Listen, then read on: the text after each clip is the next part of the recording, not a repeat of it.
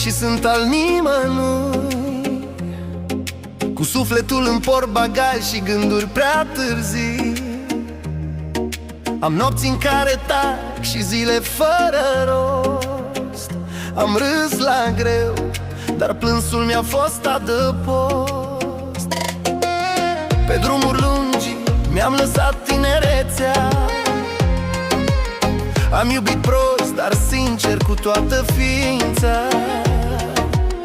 Prietenii puțini, dar știu cine-s. Restul doar figuranți în filmul meu intens. Nu mă întreba de ce n-am stat. Viața m-a vrut mereu plecat. Am ales cerul, nu pământul. Singur, dar drept, așa mi-e drumul. Umblu hai-hui și sunt al nimănui, cu inima rece, dar visul fierbinte-mi ploi. N-am cui să cer, n-am cui să jur. Sunt doar eu cu mine, liber și dur. Umblu hai-hui, nu cer nimic. Dacă iubesc, o fac pe risc. Sunt al nimănui, dar sunt tot ce-am vrut să fiu.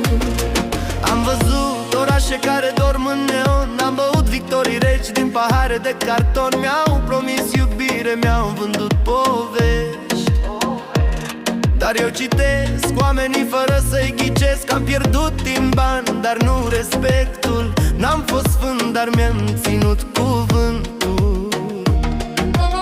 Când am căzut, n-a fost nimeni jos. M-am ridicat singur, nervos și frumos. Dacă mă vezi zâmbind fals, să știi că în spate-i mult tău și asfalt. Nu caut milă, nu caut vină, doar liniște și puțină lumină. Umblu hai-hui și sunt al nimănui, cu inima rece, dar visul fierbinte-mi ploi. N-am cui să cer, n-am cui să jur. Sunt doar eu cu mine, liber și dur. Umblu hai-hui, nu cer nimic. Dacă iubesc, o fac pe risc. Sunt al nimănui, dar sunt tot ce am vrut să fiu.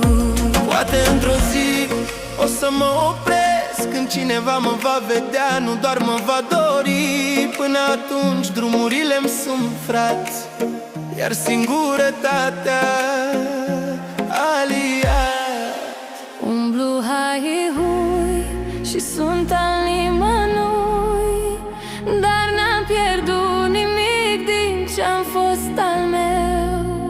Dacă viața-i joc, joc până la capăt.